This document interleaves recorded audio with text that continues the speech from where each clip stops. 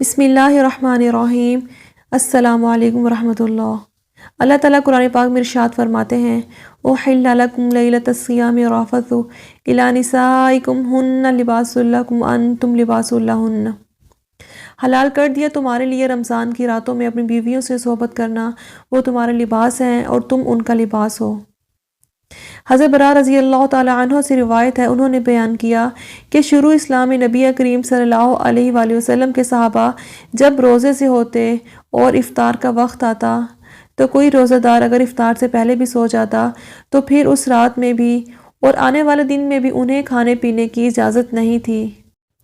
پھر ایک دن ایسا ہوا کہ ایک صحابی روزے کی حالت سے تھے۔ جب افطار کا وقت ہوا تو وہ اپنی بیوی کے پاس آئے اور ان سے پوچھا کیا تمہارے پاس کچھ کھانا ہے؟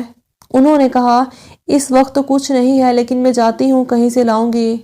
چنانچہ دن بھر کی تھکاوٹ کی وجہ سے ان صحابی کی آنکھ لگ گئی اور وہ سو گئے۔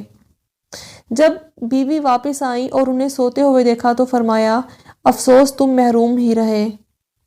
لیکن دوسرے دن وہ دوپہر کو بے ہوش ہو گئے۔